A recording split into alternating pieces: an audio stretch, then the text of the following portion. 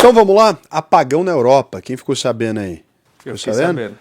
Imagina você estar aqui do nada e de repente a luz tudo apagada. E agora?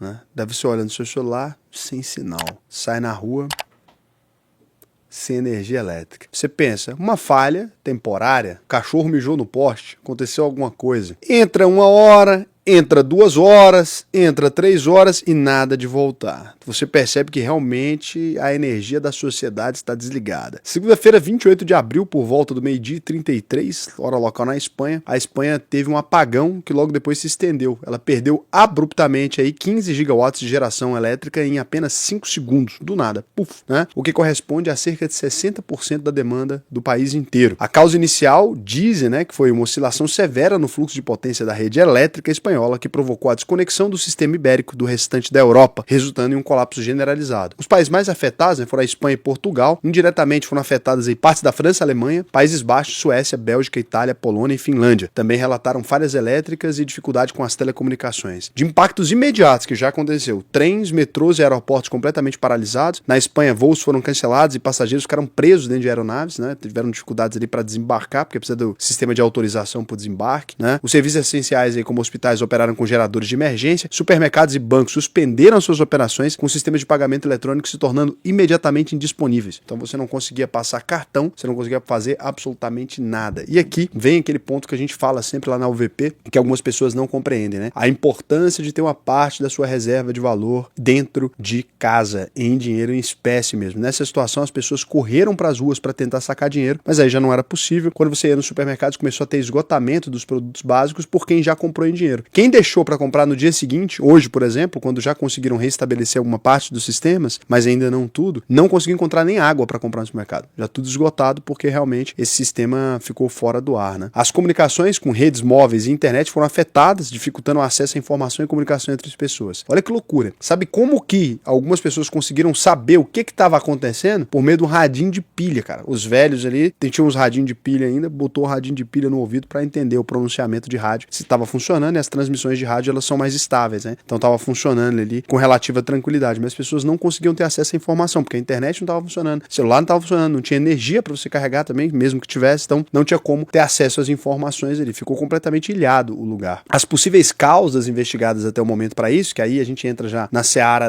da loucura aqui. Primeiro, algumas pessoas divulgaram que poderia ser um teste da Europa para ver como que os cidadãos lidam com crise energética por causa de uma guerra. Ninguém duvida também, eu não duvido que pudessem fazer um teste, né? Depois, o próprio ministro português disse que podia ser cyberataque, né? Foi hipótese considerada, mas depois foi descartada pelas autoridades portuguesas e espanholas depois das investigações. Fenômeno atmosférico, a operadora portuguesa RAN mencionou variações extremas de temperatura como possível causa, mas posteriormente negou a informação. E falha técnica. A principal suspeita recai sobre uma falha técnica na rede elétrica espanhola, possivelmente relacionada à geração solar, que ainda está sob investigação. Então, na prática, no momento atual, a gente ainda não sabe o que causou especificamente, ninguém tem essa certeza ainda. Uma coisa estranha, né? Eu esperava que o mundo tivesse um pouquinho mais de ordem na prática, né? Eu achava que fosse possível a gente aferir o que aconteceu com uma relativa tranquilidade, mas não é, aparentemente. E a situação atual é que a Espanha, a rede elétrica, já informou que 99,5% da demanda de energia foi restabelecida. Em Portugal, a RAN declarou que a rede elétrica está perfeitamente estabilizada, com fornecimento de energia normalizado já em todo o país. Isso me parece aqueles filmes de terror, não de terror, mas é que alguém do mal foi lá, fez alguma coisa e caiu a rede todinha. Pode ser. Alguém plugou, ou na minha infância, eu lembro muito também, alguém pode ter plugado uma borracha com um clips, né, que desligava a rede elétrica do colégio. Deve dar pra fazer isso com o país também. Bom, basicamente essas foram as informações que a gente teve até o momento. Mas apesar dos ministros tentarem ali passar um pano e dizer que pode não ter sido um cyberataque, primeiro eles disseram que foi, depois pode não ter sido, depois que é possível, mas não foi. A rede elétrica da Europa ela é extremamente complicada porque ela utiliza um sistema que é utilizado no Brasil também. É assim, tá tudo interligado esse sistema, estão todos interligados entre países ali, para que caso em uma região falte energia, a gente possa fazer um balanceamento e mandar energia para esse lugar que está faltando. Então se o sistema de geração de determinado lugar ele não está funcionando, a gente consegue rebalancear essa rede e dividir ali essa energia melhor. O Brasil utiliza um sistema bem semelhante, né? Dentro do nosso próprio país, é claro que a gente não está interligado com outros países ali, mas a gente consegue mandar energia para o norte, para o nordeste, para o sul, para o sudeste, Nordeste de maneira simples. Apesar desse sistema ser considerado, né, o sistema mais eficiente do ponto de vista de gasto energético, de não ter que gerar energia com termoelétricas, de poder gerar de diferentes formas e unir isso tudo numa rede, esse sistema também demonstra a vulnerabilidade extrema que a Europa está no momento. Uma falha sistêmica dessa parou toda a Península Ibérica. Então, simplesmente um apagão que deveria ser localizado em um lugar, ele parou toda a Península Ibérica. Esse é o sistema ENTSO aí, né, de energia. Ele que opera, aqui você consegue ver a complexidade desse sistema e quanto complexo ele é. E a população europeia, né, começou a acusar aí as redes elétricas de estarem deixando o sistema completamente vulnerável em um momento que a gente tem diversas tensões no mundo, né? O que aconteceria se de fato fosse um ataque, uma coisa sistêmica? A Europa inteira ficaria sem energia? Ou diversos países inteiros ficariam sem energia ali? O quão rápido seria para isso começar a dar problema real com relação à população? Então, foi uma acusação que rolou e a gente sabe que de fato esse sistema é complexo, pensando nesse ponto de vista geopolítico agora. Então, para todo mundo que estava criando esse tipo de teoria da conspiração, né, que a China poderia ter feito um ataque, que a Rússia poderia ter feito um ataque, eu acredito que hoje a gente precisa olhar muito mais para o mercado real, né? Que dia que a Rússia ou a China vão atacar o mercado consumidor gigantesco que eles têm ali, principalmente no momento que os Estados Unidos está com toda essa barreira tarifária, etc. Não é conveniente para ninguém. A Europa, fora do sistema econômico global agora, a União Europeia ainda controla boa parte das empresas de aeronave, boa parte das empresas de chip ali no meio da Holanda, boa parte das empresas, das marcas de automóveis, né? A gente está falando de uma estrutura de poder antiga, mas que permanece até os dias atuais. Boa parte do mundo foi colonizada por algum país europeu, incluindo os Estados Unidos, etc. Então, a gente tem aqui toda uma estrutura, todo um legado. Não acredito que ninguém atacaria a Europa nessas loucuras, não. Vi um monte de teoria da conspiração surgindo aqui no YouTube, né? Inclusive com pessoas falando, toma aí pra investir na Europa, o que que dá, vai ficar sem energia de repente, investimentos na Europa não são seguros, tira o dinheiro da Interactive Brokers, blá blá. Cara, é simplesmente um delírio como as pessoas pegam qualquer evento normal, qualquer sistema que é passível sim de ter falhas e transforma isso num motivo pra você falar, os seus investimentos naquele país não estão seguros, etc. O sistema saiu do ar, então é isso que dá pra acontecer com o dinheiro. Cara, não tem nada a ver isso, ninguém vai pegar e do nada, né? Agora apagou o dinheiro das contas e a gente não possui mais nada, até porque boa parte dos bilionários dos países, das pessoas mais poderosas também estão com dinheiro dentro do sistema financeiro. Então, cuidado com teoria da conspiração. É verdade que é bom você ter uma parte do seu dinheiro físico? É verdade, né? É lógico, você vai pegar ali seu dinheiro físico, você pode comprar no supermercado, etc. Agora, adianta você ter dinheiro físico se for um golpe contra o sistema financeiro que apagou o dinheiro de todo mundo do sistema? Não, porque para que vai valer um pedaço de papel no ambiente de caos, gente? Né? Então assim, não, eu tenho ouro em um ambiente que deu caos aqui, eu tenho Bitcoin nem se fala, né? Eu tenho Bitcoin com um apagão de energia, não vai fazer o que com seus Bitcoin, né? Mas, eu tenho ouro aqui porque eu tô protegido contra crises sistêmicas, o ouro é aceito em tudo quanto é parte. Pessoal, num lugar onde acabou a energia por 6, 7 dias, os sistemas da polícia não funcionam, você não tem como ligar pra polícia, você não tem como chamar um delegado, etc. O que começa a valer, sinceramente? Começa a valer a força física, menino, ó.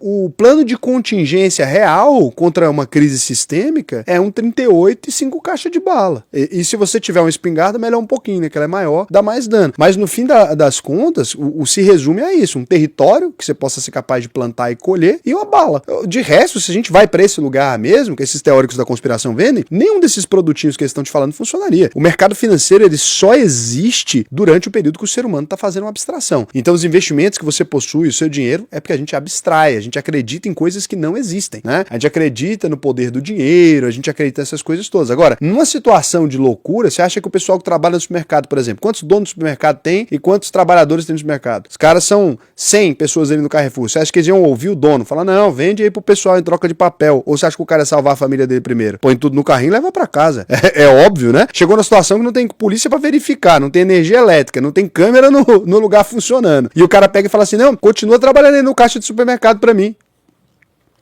O segurança com a quadrada na cintura. Ele vai ouvir muito sim, viu? Vai sim, o gerente chega lá gritando com ele, ele vai ouvir, presta atenção, claro. Ele vai ouvir, vai continuar pacífico. Isso não existe. Então a única coisa que protege na vida real, né, é bala, não tem como. Esse é o recurso hoje em dia. Já foi outras coisas, né? Já foi espada, já foi escudo, já foi malha. Agora, hoje em dia é isso. E na prática não aconteceu nada. Tem que parar de desenvolver histeria com tudo que acontece no mundo, né? A Europa continua sendo um excelente continente para você investir. Me fala uma empresa americana que tem 1000 anos. Não existe, porque nem os Estados Estados Unidos tem 1000 anos. Então assim, não existe. Tem empresas europeias que têm 1000 anos, tem empresas europeias que têm 500 anos, 300 anos de história funcionando, né? Tem empresa que começou na Europa fabricando moedor de pimenta, como é o caso da Peugeot, põe uma fotinha do moedor de pimenta da Peugeot e terminou fabricando carro. Então foi uma evolução, ela conseguiu sobreviver fabricando moedor de pimenta, fabricou bicicleta quando era hora de fabricar bicicleta, depois fabricou carro. E acredito na capacidade dessas empresas se reinventarem. Tem empresa como a Lamborghini começou fabricando tratores e terminou fabricando carro de luxo. São empresas centenárias que conseguem sobreviver ao longo dos anos. Você pega a LVMH, consolidou todo o mercado de luxo. Hoje em dia tem champanhe, bolsa, sei lá o quê, tudo dentro da mesma marca, conhaque, né, vinícola, tudo ali dentro da mesma marca. A gente tem uma resiliência nas empresas europeias que eu acho que vale muito a pena se expor. Ah, não, a Europa tá mal, a Europa não vai conseguir sobreviver a esses anos, etc. Eu acredito que de fato a Europa vai passar por uma dificuldade muito grande, né? Só que a Europa já passou por períodos de grande fome, já passou por períodos de peste negra, já passou por sei lá o quê. Vários desses países estavam lá e sobreviveram, passaram por 2 guerras mundiais basicamente travadas dentro do continente deles, países inteiramente arrasados e que hoje estão no topo do mundo de novo, né? Então você olha quem era a Alemanha no pós-guerra, né? Quem era o Japão no pós-guerra também, que tá fora da União Europeia, não tem nada a ver, mas olha esses países e olha se reestabelecendo. A gente não pode pegar por conta de um evento isolado ou por conta de um momento ruim na história da Europa e esquecer que tem um histórico inteiro de vezes que eles tiveram muito piores, voltaram e funcionaram. A Inglaterra também já teve vezes que ela foi dar uma flincada maldita, depois consegue voltar à normalidade e sobreviver. Eu ainda creio na Europa, acho que os múltiplos são até mais atrativos do que boa parte do mundo que está entrando num conflito muito mais sério. Acho que a Europa sim vive de uma intermediação, vai ser a grande derrotada talvez nessa nova reorganização dos tabuleiros, mas, porque deu um apagão agora, vou vender os meus ativos. Isso é coisa de gente louco, gente. A gente vende ativos baseados em fundamentos. Não tem fundamento nenhum que indique que a Europa acabou do dia para a noite porque acabou a energia em 2 países, né? E 2 países que, sinceramente, né, quem tem investimento em Espanha e Portugal, sendo bem sincero, Portugal não, na Guiana Brasileira. Quem tem investimento na Guiana Brasileira e na Espanha? Faixa de Gajos e, melhor para mim, os nomes de Portugal, né? Tem Minas Gerais e raparigas específicas. Rapariga é mulher em português. Estou falando pro pessoal, porque eu vou achar que eu tô chamando as meninas de rapariga, né? Mas é porque rapariga é mulher jovem. Então, Minas Gerais, que é as Minas Gerais aqui do Brasil, e raparigas específicas. Eu gosto muito de faixa de Gajos. Não, pra mim o melhor nome é Guiana Brasileira mesmo. É o que pegou. O que pegou é Guiana Brasileira. Então a Guiana Brasileira tá tudo bem. A gente, inclusive, lá na UVP agora, a gente fez uma parceria. Tá cada dia vai aparecer no Brasil. Acaba a energia. Acaba a energia, tá? Realmente virou o 28º estado, né? E, inclusive, falando, a gente adora Portugal, fala aqui brincando com vocês, mas assim, é um lugar, um destino muito interessante para brasileiros que estão buscando da saída e é um ótimo destino para brasileiros que pretendem internacionalizar suas companhias. A gente tá com uma parceria lá na UVP agora, com o pessoal de Portugal, e a gente tá conseguindo ajudar as empresas que querem ir para o exterior e etc. Inclusive, se você é aluno da UVP ou cliente da consultoria e tem interesse em fazer isso, avisa para o seu consultor ou me chama lá na comunidade, porque a gente está com esse processo, a gente vai testar com as 10 primeiras empresas agora para a gente ajudar nesse processo de internacionalização. A gente conversamos com a embaixada, conversamos com a Câmara de Comércio, etc. Estamos ajudando, porque tem muita oportunidade ali, tem muita oportunidade para os brasileiros, né? A Guiana Brasileira está com a população mais envelhecida, a gente tem uma oportunidade de mandar jovens para lá, para poder fazer todo esse processo, tem muita galera com apetite de mercado. Se você quiser também aprender a investir na Europa, nesse momento, a gente é sempre no contrafluxo. No momento que todo mundo está falando que acabou, é a hora que você tem as empresas nos melhores múltiplos, né? Então, se você quiser aprender a se expor, colocar dinheiro ali na Europa, a gente está com operação, Luxemburgo, Portugal, só que quiser colocar seu dinheiro lá, a gente está fazendo alocações diretamente na Europa, tem aqui um meio de você fazer, tem via Estados Unidos e tem também até alocações direto na Europa ali, em alguns fundos específicos extremamente interessantes. Se você quiser fazer isso, o que eu te convido a fazer? Acesse aí auvp.com.br, a maior escola de investimentos do Brasil, top 1 consultoria do maior banco de investimentos da América Latina, né? Operação estamos já offshore Estados Unidos, offshore Ilhas Caimã, offshore União Europeia. Então assim, a gente tem cada vez mais conseguido evoluir para entregar uma experiência ainda melhor para os nossos clientes, economizando tributos, abre um offshorezinho aqui, tira seu dinheiro do país, se você deve, evita receber e alocar esse dinheiro no Brasil, né? Evita pagar dupla taxação, a gente tem a conta internacional para você. Cada vez mais a gente busca benefícios para aquelas pessoas que sabem aproveitar o momento específico. Então vai lá, preenche o seu questionário, clica aqui no botão, faça a sua análise de perfil, né? E para mim vai ser um prazer te ensinar a investir no Brasil e no mundo todo. Turma começando hoje, né? E a gente vai ter uma turma começando esse mês aí também, porque essa turma ficou bem cheia, então a gente dividiu em 2 turmas, já dá para você aproveitar e começar agora aí, nesse mês aí, você consegue começar, então muito interessante. Agora, viremos aqui para as perguntas, não é isso? Lembrando, o compromisso da UVP, a gente devolve 100% do seu dinheiro. Precisa falar isso todo dia? Precisa, não, né? Tem que falar todo dia. Se você não aprender a investir, a gente devolve 100% do seu dinheiro. Agora deixa eu ver se vocês fizeram perguntas, e eu coloquei aqui as diretrizes da comunidade aqui nos comentários agora. Agora sim. Pessoa que clicou para comentar, ela tem que passar pelas diretrizes dos comentários aqui agora. Eu não quero mais palhaçada nesse canal, porque tava cheio de negócio. Eu passei, cara, a madrugada de ontem inteira apagando comentário. Foram mais de 1000 comentários. Olha que loucura. Então vamos lá. O Pablo falou, né, sobre o vídeo do Paulo Guedes do Brasil ser uma nova potência mundial. E o que o próprio Paulo Guedes tentou fazer para mudar esse panorama. Aí ele fala, pois é, como se não tivesse tentado nada, né? Todos antes de entrar na política tem a fórmula mágica para dar certo e fazer o Brasil decolar. Quando chega lá, eles ficam pianinho. Cara, pior que isso é uma grande injustiça, nesse sentido aí. Nesse caso específico, porque o Paulo Guedes, ele levou, né, várias reformas, diversas vezes tentou apresentar a simplificação dos tributos, etc, mas realmente ele não conseguiu. Agora, não é papel do ministro da Economia, nem do ministro da Fazenda, como é o caso do Haddad agora, conseguir fazer passar isso. Isso depende do nosso Congresso,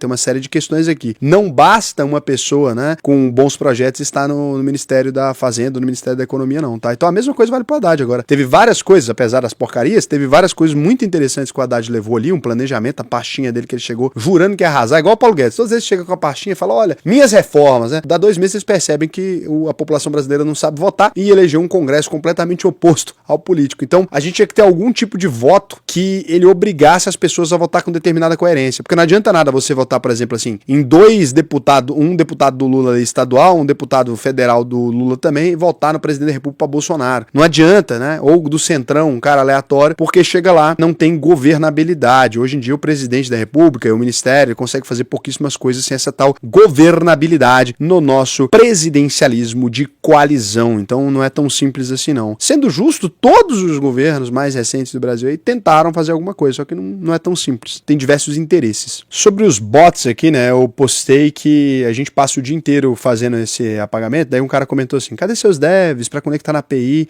e deletar os comentários? Pessoal, qualquer tipo de ferramenta que você faz, que conecta no YouTube e tenta fazer delete em massa ou coisas em massa, ele acaba bloqueando. Então o YouTube bloqueia. Fiquei até 15 horas sem poder postar. E aí tem sempre uma galera, ó, o do Secom. É só colocar como palavra proibida. Então, meu lindo, se eu vier aqui nas nossas palavras proibidas, já tá tudo. Só que eles mudam o padrão das letrinhas. Então aqui, por exemplo, o meu lindo, olha o que eu já fiz aqui. Vou escrever para ela agora, o WhatsApp, SXAI17A, XAI32K, mas todo dia eles criam um padrão novo. Aí você fala, só bloquear a letra X, mas aí vocês não conseguem mais comentar. Então, o que a gente fez aqui foi tudo, né, bloquear tudo. Só que não adianta, porque eles aprendem um novo padrão, obviamente, né, o sistema deles, ele também se atualiza, ele vê o que você está bloqueando e cria uma nova palavra, não tem como. E aí, o YouTube que deveria fazer alguma coisa, né, porque não tem muito jeito aqui. E aí, quando você cria muita chave, o que acontece? O que acontece é que agora começa a bloquear comentários normais. Mas assim, eles não comentam, né, uma vez não, gente. Aqui, ó, acumulei 89 mil, tá ok. Eles comentam de vários jeitos diferentes, ó.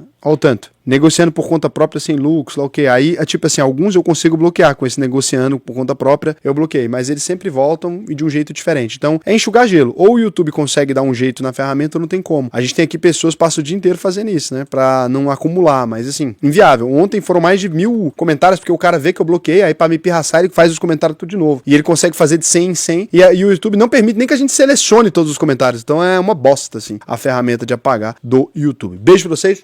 Até mais.